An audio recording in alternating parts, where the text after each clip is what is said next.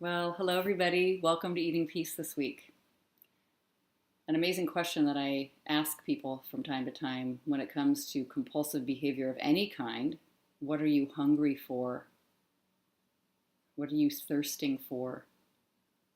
And of course, when we have food as the thing that seems to be off balance, not even a symbolic word, hunger, hunger. But we use that in many instances. It's not just for food and eating to satisfy the physical hunger of the body. What are you hungry for? What is this playing out or symbolizing? You go through this behavior and we'll all say, my God, this behavior is just insane. It is so off balance. And the critical voice, that comes in. Talk about that sometimes here in Eating Peace. But it's devastating. But if we just sort of push the pause button on that critical voice, letting it be there because it's so filled with attack and difficulty, and we look at this question, if I was hungry for something, if I knew what I was hungry for, because I know sometimes the answer is, I don't know, I I can't figure it out. One place to look is to see by writing down, you can just use this as a meditation. Where do I feel unsatisfied in my life? Where do I feel unsatisfied? What do I think of as just something I have to get through or survive, or it's just something that you have to do in life, even if it's not that fun? But I'm not really that excited and passionate and supported and feeling open and compassionate and wonderful about it, where I'm feeling safe and gentle. Just satisfied, sense of satisfaction. People find this in all different kinds of areas. They feel, if I ask that question, it sometimes feels like it's opening a can of worms, as we say. Lots of worms in there. And the good news about self-inquiry is that you only have to start with one worm at a time. But let's just see what they would be. Common places of dissatisfaction in life and in the world are our jobs, the work we do every day, the environment we actually find ourselves in, the relationships that we have. Which ones are not quite satisfying? Also, often in relationships we have, there might be many parts of it that are completely satisfying, but in this little segment of an area, not so satisfying. I don't like this part. We get into an argument when such and such goes on. It doesn't matter what comes to mind. It doesn't matter if it's on a scale of 0 to 10, 10 being the worst, most devastating things that can happen in the human experience, and 0 being I am neutral, just completely neutral. It can be a 1. It can be a 4, like I seem to get anxious every single morning, every day when my kids have to get ready for school. There's like banging around and there's intensity and I feel frustrated, not making the lunch fast enough, this kind of experience. Or sometimes people feel about their jobs, as I was speaking to one inquirer recently who was looking at Eating Peace deeply, that her attitude towards work in general is that it's like being in a prison. You have to go and give your entire day, 8 to 5, to a company in an office building somewhere, and you don't get to be free to do what you want. And that's what life is. Your freedom is in the evenings and on the weekends. That is a hard relationship to have with work. And there are things that we can do about it. And I don't mean go in there and start making changes in your outside world.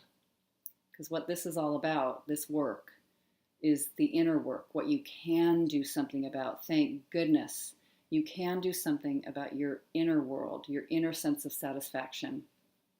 And I find that when I question my thinking, when I write down everything that I feel dissatisfied about and begin to look in depth at one at a time, that I find new ideas and nuances and little tiny shifts in the way I'm seeing it. And then the result just winds up being new actions, different kind of behavior, a sense of greater purpose. Maybe it happens slowly, maybe it happens quickly, who knows? But you don't have to have like this set answer of formula. Here's what people do to become satisfied and soothe their hunger. Like, feed their hunger so that they feel relaxed and don't have to act it out when it comes to food and eating.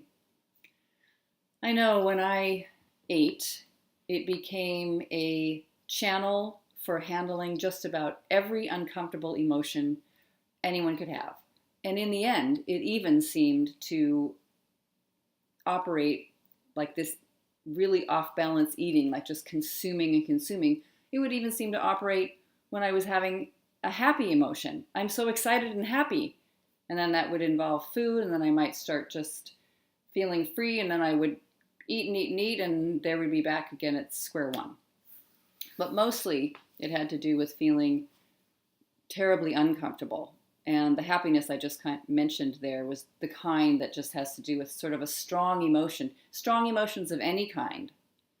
Grief, sadness, happiness, anger would seem to like move into some kind of behavior that was around food and eating or exercising or something to do with that.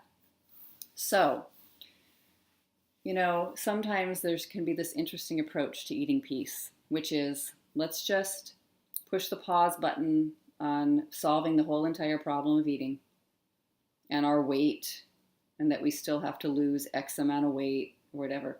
Let's just put the pause button on that. And it doesn't mean get up right now and go eat some food, because that wouldn't be pausing. That's actually taking action. So let's just let that be there. And let's go over here and actually identify where we feel hungry in our lives. Is there something that you feel is missing? Do you feel empty? Do you feel upset about your relationship with whatever it is, the people at work, your boss? How about your partner, your children? Sometimes it can be that the dissatisfaction is extremely old. And that's why sometimes with compulsive behavior, it gets a little bit tricky to identify, what am I hungry for? But maybe you've been hungry for years. Maybe you've been hungry since you were 8 years old. And you can just see what that is, if that rings true for you. That's sort of like, oh, kind of feels like I have been hungry. Feels like I've been starving. Go back and see why. How would you describe that if you wrote it on paper? What would you say you were hungry for? Can you find the moments and situations where it proves these memories that you were left unsatisfied? Maybe you didn't have enough acceptance or kindness or love, or people asking you questions and wanting to draw out of you what your true thoughts were, or honest sharing. Most of us have less than adequate, less than perfect ways of being in our lives that have been modeled for us or that we've learned. I mean, human beings, speaking isn't perfect. Communicating sometimes there's no words. Don't we even say that? There's just no words we'll say if we feel so incredibly moved. We don't even know how to express it. So of course there's going to be gaps. But you get to see what your story is here, see what the pain is, see what the suffering is, and write it down. And if what you've got is that moment in the mornings with your children feels really tense, that your days don't feel fulfilling, or that some relationship with your family, your friend, your parents doesn't feel right, something feels off. The thing that I love about doing this kind of deep spiritual self-inquiry, known as the work, is you identify one moment. You can identify, what's happening there in that moment, the memory, the situation, when you really are left unsatisfied, hungry, and write it down. And you only have to start and look at that one moment. So, for example, I really did have a very troubling relationship with jobs and work. I had so many jobs before I was even 22. It was insane. I mean, I can't even remember them all. I would work for like 4 months, or I might even have 3 jobs at the same time, and all kinds of different jobs that weren't even related. I just remember having a janitor job, an industrial janitor, where I worked and cleaned the floors of an industrial kitchen. And I worked on a ship as an ordinary seaman. Yes, I really did do that. And I worked editing for Microsoft. And I was a contract bookkeeper for people.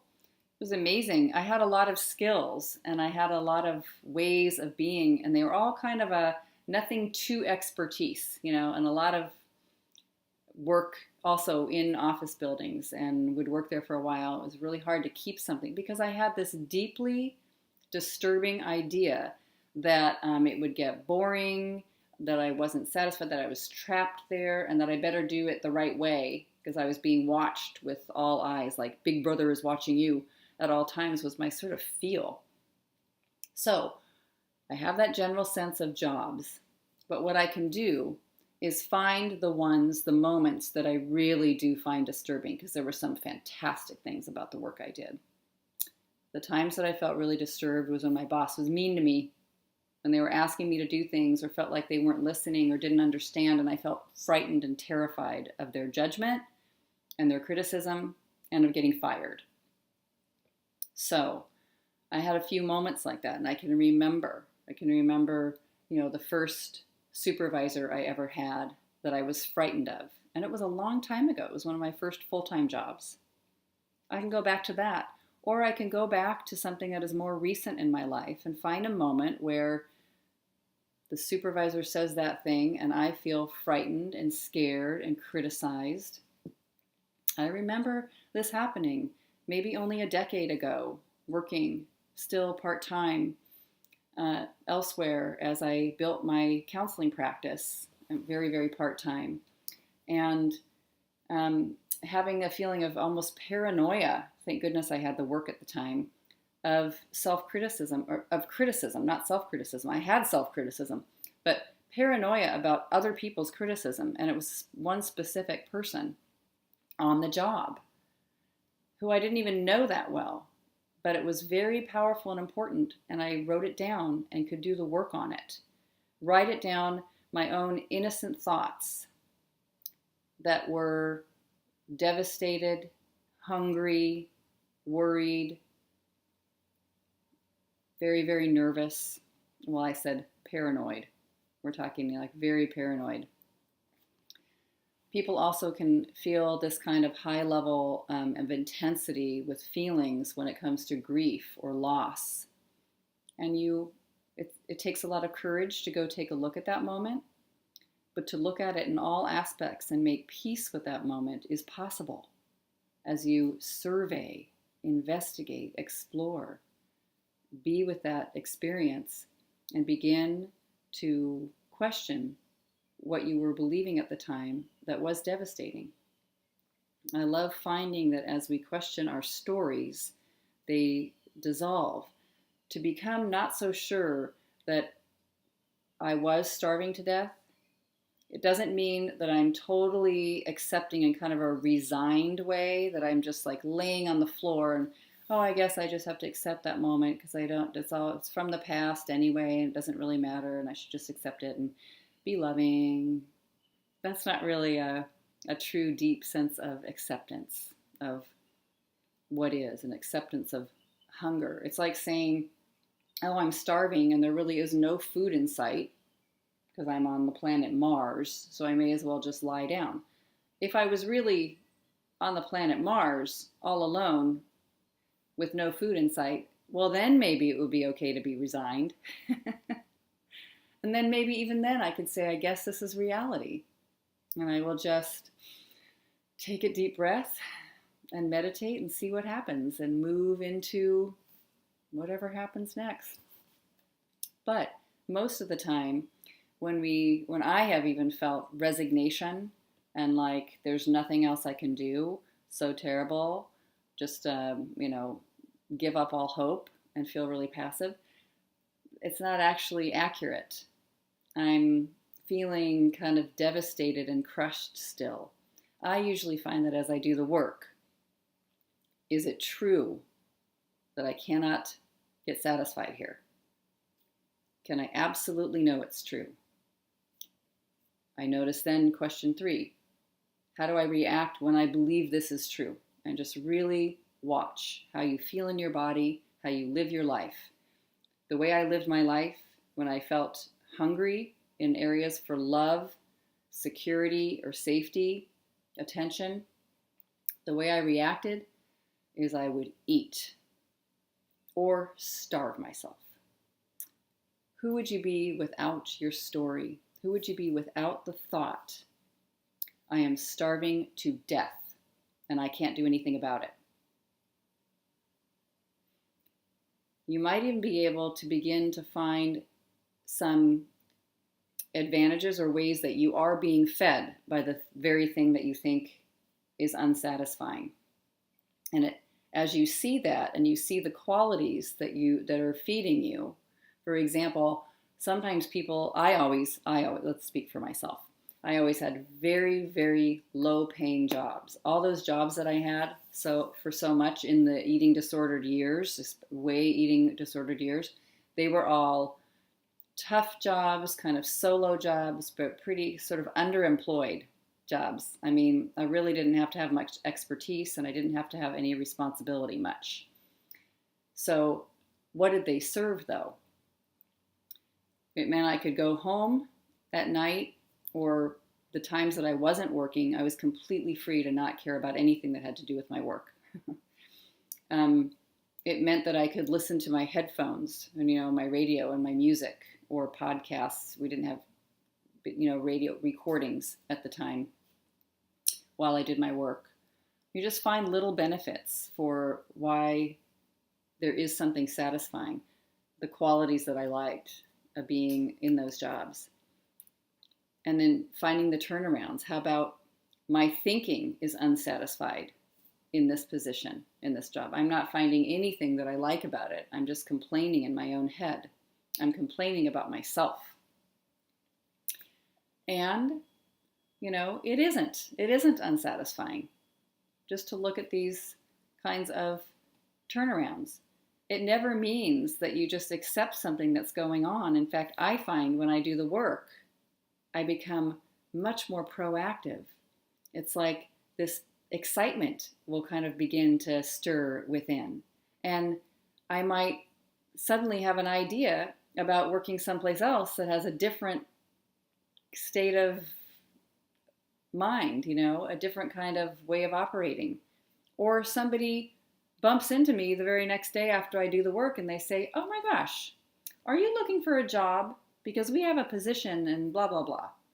Amazing circumstances have happened like that for me many times as I've done the work over the years.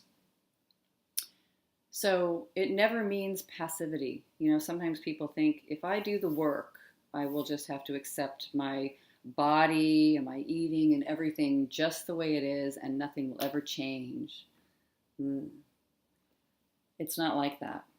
You want a middle path. There's a middle path. And I find that's the sense that occurs when I begin to give a little more attention to what's working than what isn't. If I'm in the most basic, simple sense, if I am hungry in this world, physically hungry in my body, I move towards a meal. I move towards eating something. If I am thirsty, I move towards water. That is the natural kind of right action in the Buddhist principle of things, in the most simple way. It's like I'm meeting the question that is saying, What do I do next? I know what to do next because it's showing me. So it's never about resigned acceptance to do the work. There's a sense of noticing where you're hungry and giving yourself the honor of being aware of that, seeing it, and questioning your thinking. Who knows what will come of there? Come out of that in the end. Who knows what you'll be able to see through the step-by-step process of the 4 questions and finding turnarounds. So I know that it's possible to feel satisfied all the time. That's what's incredible. A sense of satisfaction deeply, emotionally, in the heart and soul gives you a sense of satisfaction even in the physical world where hunger and thirst are satisfied over and over and over again. You swing out where you're hungry and then you're back to satisfaction. And there's no lack of safety in any of it. You just notice what is and you move naturally with it. And it's like a great dance of the cosmos and sounds very mystical and cosmic, and yet that is the sense of what is. There is no off-balance eating. Eating becomes joyful, pleasure, wonderful, and something you don't even think about when you're not hungry. And then, oh, joy, you get to think about it when you are hungry. And it's just simply a lovely experience. Balanced, peaceful, eating peace, thinking peace. Starts with thinking peace. So let's question our thoughts. Let's question our thoughts so we can find that satisfaction in the present moment that we're all longing for. Let me know how it goes.